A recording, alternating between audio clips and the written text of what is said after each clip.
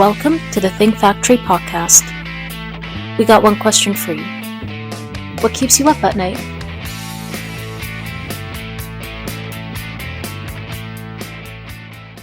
Welcome back to the Think Factory podcast, and I'm your host, Chris Santomassimo from OGC Solutions, and we power the Think Factory podcast. And I'm excited to introduce everyone to our new friend, Liz Hare, who's the Vice President and heads up operations at Mount Royal Printing. So welcome to the podcast, Liz. Thank you for having me, Chris. That's terrific. So you're calling in, and we're doing it remotely and you're in Baltimore, which I think is your head of operations, right? But right. Would love to have you introduce Mount Royal to the folks that, might even be your neighbors, but would love to hear more about the exciting things that you're doing and the capabilities that you have at Mount Royal. Sure. So Mount Royal Printing Company is a family-based commercial printing company. Our headquarters is in Baltimore, Maryland. We have two facilities here. They're across the street from each other. So we have our main offset building, and then we have our digital wide format and mailing is housed in a secondary location. That's where I am today. And then in Pennsylvania, we have our fulfillment warehouse, and our fulfillment solutions is out of Lancaster, Pennsylvania. So what we focus on is UV print. We have offset, we have digital, we have mailing, wide format. As most printers, we've had to diversify into pretty much everything. So we're a one-stop shop for our clients. How I like to phrase this is that we have big shop capabilities, but we have that small family shop feel. So you have a relationship with your rep. You have a relationship with your customer service. 4 members of my family currently work here. You have a relationship with us if you work with us. So that's where we I see that niche for us is that we can do anything that anybody big can do. But if you really still like personalized service, we're here for you. And we're going to be here for you. We service the Washington, D.C. market, the greater Maryland area, obviously, Delaware, Pennsylvania. So we've had national clients, but really mid-Atlantic regional is super easy for us to service. And that's about it, us in a nutshell. That is a big nutshell, because you guys have a ton of capabilities. And what I like is what you said about the relationship with customers. I mean, any business, there's a relationship involved, but certainly when you're dealing with the level of service that it takes to do what you do, that relationship is really, really important as opposed to a customer who kind of gets lost in the bureaucracy. That's true. And so so I'm 4th generation family here. And it's something I've seen passed down through getting to work with my grandfather and my dad is the contact with our clients from the ownership perspective really keeps clients here longer. So like if we can get you in the door for press checks, we do them because we love to give tours. We love to go out and meet with our clients. I'm trying to focus in the next few years on spending more of my time going out and meeting our current clients. I do a lot of in-house work now, but I do want to get more involved because the relationships are so crucial to our business. We have a pretty big sales team because we cover kind of a large area. So we have multiple people in each region in Pennsylvania and DC and Alexandria and in Maryland. So we have a really great sales team, a really good customer service that help move those relationships forward and are the day-to-day faces. But that's, to me, it's still the key on the buying end.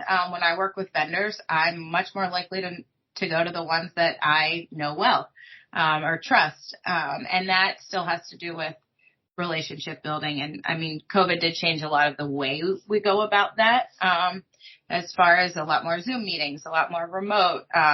But getting in front of people and still being with your clients and being involved in the early stages of the decision making or the planning of a project is still crucial to keeping more of that business long term. Yeah, if there's anything good that came out of the pandemic, it would be the comfort level of being able to communicate with each other on Zoom or Teams.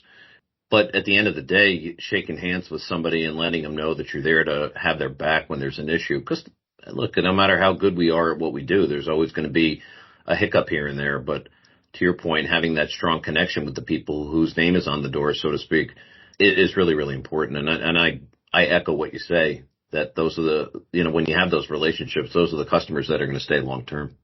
Yeah, the reliance on knowing that we're here for you and that if there is a problem with the job or if there is an issue or you have a question about, if something's going to work, that they're coming to us in advance and they trust our expertise in giving them the right answer before it becomes a major problem. Indeed. And what are some of the other, changes or evolutions that you've seen post-COVID in terms of how people use the mail or how people think about their printing buys? There has definitely been a lot of changes. I didn't realize how much our company specifically was in the event business until COVID happened, because we work with a lot of education associations, hospitals, and the amount of speaker series and all those little cards that used to go out that kind of changed. But what we have seen is as print has come back, obviously, 22 was a great year for print. 23, people kind of stagnated after the growth. We saw our sales continue to grow, throughout 23. So some of that, I think, is just talking to clients in a different way. They might be cutting quantity, or they might be sending a more robust piece with a lot more value add to some people and then sending just a postcard to others, but they're still trying to get that tangible piece out there. And I think after COVID, there was some internet fatigue. So that was really great for the direct mail segment of like getting something tangible and feeling like you can touch it, feel it, see it again. Because we work with the universities and higher education and local schools, you're recruiting people and you're recruiting donors. They want to see their name on a piece of paper. They want something special, something that's different. So figuring out how to kind of leverage the different capabilities that we have in-house. We do different types of coatings, different specialty binderies, to the more personalization that you've seen, all the standard stuff. We've seen people use more of it. I think the value-added services have grown since COVID because they are trying to reach people in a tangible, personal way, because people did kind of miss that personal connection. So we've definitely seen more of that. A lot of shorter runs, hitting people more often, but more targeted. Right. So that's what's interesting about universities and higher ed is that, yes, they've gotten better when it comes to digital communications and kids live on their phones, as you know. But I also think that there's a bit of competition where the universities are actually competing for the students that they want, and that direct mail piece, which, sort of forces them to go to the mailbox, so to speak. But it gives them something they can touch and something they can, really start to feel a part of as a result of getting something in the mail. Yeah, and I think that that's a huge part of it. That's why we've seen a lot of view books now that have posters that pop out and you can put on your wall. A lot of interactive games that get involved and get mailed out. So anything to make you feel a sense of that community. And that's where printing can really come in to add value when you're trying to fill seats with the people. Right. And then you sort of hit a number of, observations or issues where customers, whether it be higher ed or a commercial customer, is being a bit more strategic about who they target, how they target, differentiating among customers, which I think is really interesting too. Yeah. They've gotten a lot more strategic. We've been helping with list buys, and we're seeing that a lot more strategically targeted. We brought on Direct Mail 2.0 to help with the attribution and to help our clients. They're a great strategic partner helping our clients get their list tighter and target very specific people. So we love having that as a service now. So it's definitely a much more targeted approach. So the quantities have come down, which is where people say offsets down, digital quantities have come down, targeting is up. We're sending out mailers with kids' pictures on it when they win a scholarship, things like that are just special when you get them versus mass targeted, which is great, right, but it's definitely different the way people are buying in that way. They're being more careful with their marketing dollars, but they're still spending. It's just kind of different. Right. And maybe there's a good side of it for the printer, because if they're being more strategic and targeting, you're able to show greater ROI on the campaigns as well, because you're trying to hit very specific people as opposed to a mass mailing that just hits a whole bunch of households. Exactly. So they're getting better ROI, so they're feeling like their dollars are well spent, and then they're going to keep printing. Indeed. And I know that Mount Royal has grown over the last couple of years through some acquisitions, which gave you that regional footprint, right? Correct. So part of my dad, who's our president's big strategy, has been to grow through acquisition. Really, we grow geographically that way is how, so originally this company started in 1947. A lot of our business was on the Washington, D.C. area. It swayed more to Baltimore in the 90s. And then right after the Great Recession in 2008 and 2009, he did his first acquisition in D.C.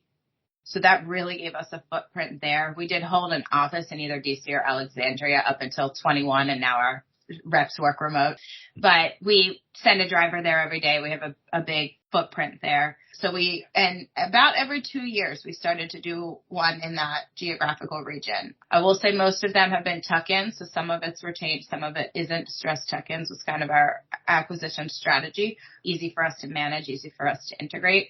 In 21, we purchased a company in Pennsylvania, which was a new strategic region for us that kind of bounced back faster from COVID. We saw a lot more industry up there, so it got us into different vertical markets. We run our fulfillment center out of there, so we bought the piece of property as well that they were in. So it's not a manufacturing plant, but it is our fulfillment center, so it is working every day.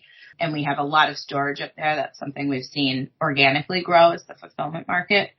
So we're continuing with our strategy. We're actually doing an outreach campaign. Letters, I think, are going out this week.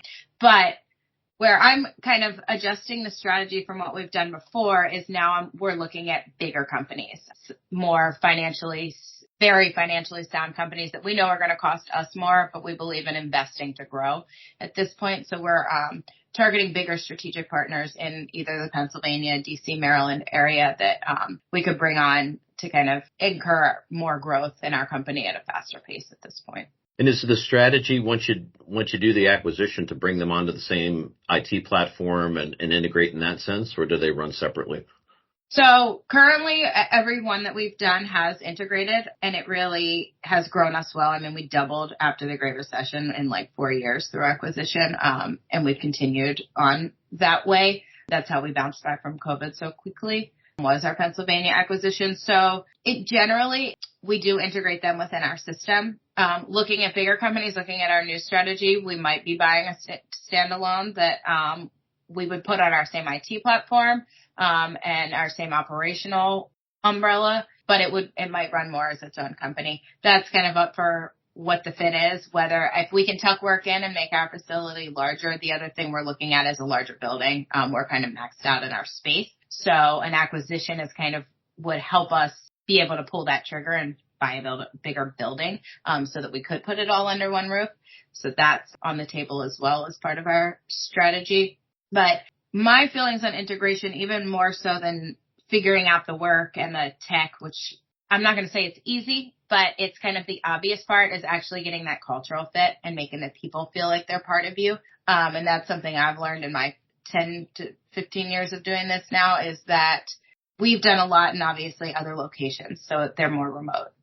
Making them feel like they really are a part of us and that they're culturally fitting in with us when they're not in our plant every day is something that I like to focus on in the integration. The people part is just as important as far as longevity of keeping those people and keeping their accounts, making them feel really like they're part of you. And what are some of the things you think about when you're trying to mesh cultures like that, especially with remote folks? So there's a lot of things. They need to feel like they're taken care of. It's almost like you treat them like a client. A lot of times it's owners coming in that have sales that are used to calling all the shots, that are used to picking vendors, that don't have somebody else who's doing that for them. So getting over, the emotional roadblocks of selling your business, trying to wind down a business, and then coming in and being part of somebody else's that could work totally different than yours is a difficult thing to do. So knowing what those emotional reactions are and how to manage those, making them feel like, yes, you can pick the vendor. Yes, we're going to look at historical pricing. We want your clients to feel just as comfortable with us as they did with you. Really, continuity of service is the biggest thing, I think. They don't, a lot of times we push those jobs ahead for new entrants just because we don't want to let anybody down. We want to make sure that they feel comfortable that them and their clients are going to be taken care of once they're part of us. I've never sold my own business, but I got to believe it's a little bit like watching your child go to college or go out on their own and live on their own. You raise the child in the form of the company and you watch it, go and have another life. And there's a lot there, It's definitely a difficult transition for some people. For some people, it's super easy because they're ready to just hand it off. So I think, I've learned that we've made mistakes in the past, I would say. And so there's been a learning curve there. And I think we've gotten better and better at it. And it's something I definitely pay attention to as we do more and more of these. Is the best way to integrate the people and make them feel like they're part of our management team and that all the power hasn't been pulled away. They still have some. Yep. Well, having either represented sellers or seen sellers as we represent a buyer, even the seller that has made that decision, there's still these, apron strings, so to speak, that are attached to that thing they grew. So even the most ready people or the people that really want to retire, I find their brains, their brain might say they want to retire, but their heart doesn't necessarily agree with that. And there's a lot of heart in our industry. I mean, a lot of them are family companies. A lot of them have been around a long time. So there's a lot of connection to what you're selling or what you're buying. And so letting them know that we care for it the way they do is, I think, what's important. Yeah, the big companies that have grown to be behemoths over the years, that we've seen a lot of, negative changes at those companies. But maybe more importantly, especially in the last year or two, I've seen individual players, maybe really successful salespeople that feel like they're not part of anything anymore, and they venture back toward the family companies for that, camaraderie and being part of a team. Yeah, and we've seen that happen too. People wanting to be coming to us to work for us as sales because they want to be less part of the clog or less, just the put everything into Salesforce and move on. They want to be part of their work and what they do. They're proud of it. They care for their clients, and they don't want to see them just, as a number on a P&L. It's also hard sometimes at those bigger companies for sales folks to make their own way without stepping on other people's toes and having to worry about conflicts and who's got credit for this and that. They can be a little bit more entrepreneurial in a smaller environment and probably do better ultimately. Yeah, we've seen that definitely. We've brought a lot of different sales reps on, and the conflicts for as small of a town as it is, it's a big town. So the conflicts aren't as much as you would think they are. But yeah, in certain bigger companies, certain people have certain accounts and you can't touch them. So it does make it hard for new entrants. So. I have a client in a different space that has a big presence in Baltimore. I was found it to be a really interesting city because it's very much sort of a hometown feel. Like you're either from Baltimore or you're not. And if you're not, it's not that easy to make your way. So you guys are real Baltimore folks. Yeah, that's true. Connections in Baltimore are everything. They always say the main question is when they say where did you go to school, they're talking about your high school. Schools are a big deal here, and we know that because we print for them. We had the admission season was a couple months ago, and everyone got a custom box. We printed custom boxes for 3 or 4 schools filled with stuff that they hand delivered to kids' houses. So your connections, where you went to school, where you grew up, are tight. It's a big city, but it's a small town. We call it small tomorrow. Everybody knows everybody. So it is really good for one-on-one relationships. Mm-hmm. No, it's true. I like it because it's a great baseball town too. Yeah, for sure. In fact, the Yanks were in Baltimore last night, as a matter of fact.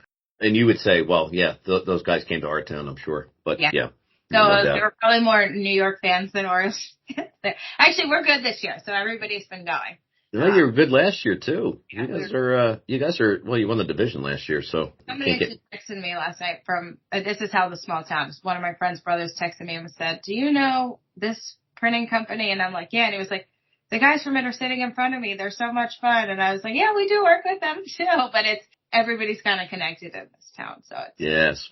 Well, I'm excited I know we're not here talking about baseball so much, but I'm excited that Baltimore's back because when I was a kid, Baltimore was strong, real strong squad, and it's good to see them back and doing really well. Makes baseball, but makes the division better for everybody, really. Yeah, it's fun when the Orioles are good. But I'm actually bringing I'm in the Graphic Communication Leadership Institute that Mike Philly and Joe Troncale run, and we're hosting a meeting in July, and we actually are all going to the Orioles game that night. So I'm bringing printers from all over the country to watch the O's, so it'll be fun.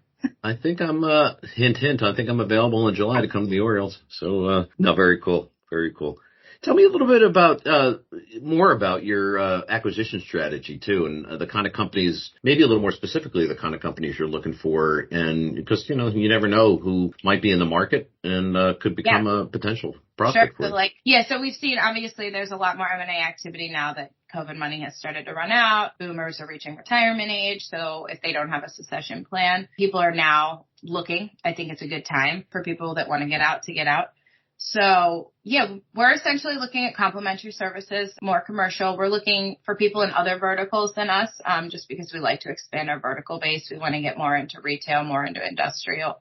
because we have such a footprint in nonprofit and education. So we're always looking to expand that. We're looking for companies who, are more forward thinking. They've invested in their company and that they have good client relationships, diversity of clients. So we don't look for people with super concentrated clients.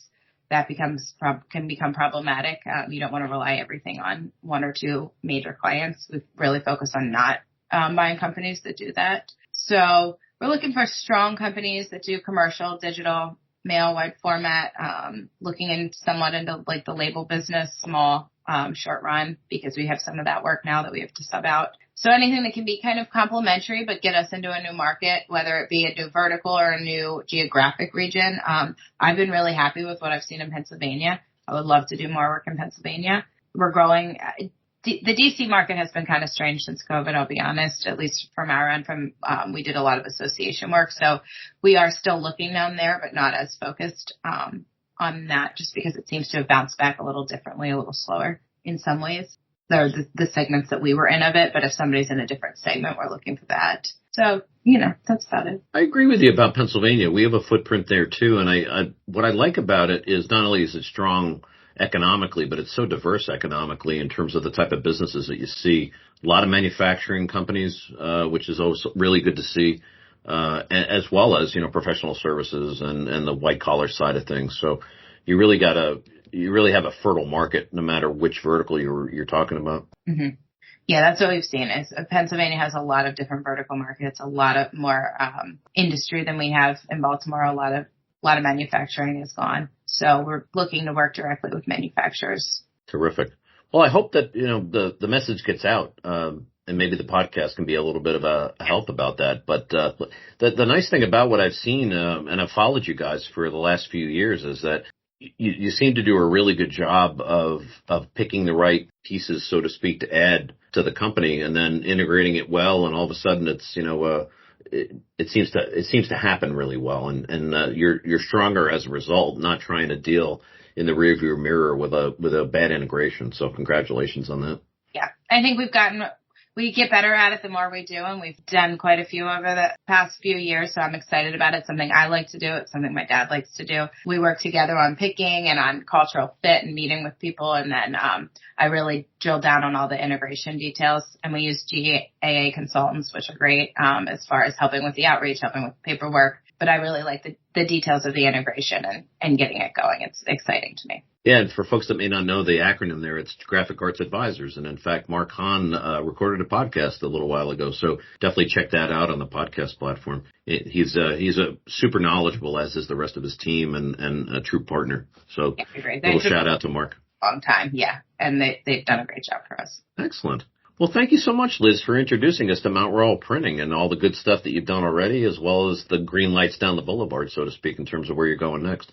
Just if you don't mind, maybe just tell people where to reach you or reach the company to talk about whichever topic that we covered today that might be interesting. Sure.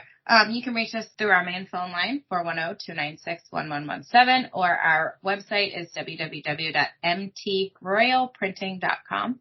And you can always reach me. It's Liz at mtroyalprinting.com, and I would love to connect.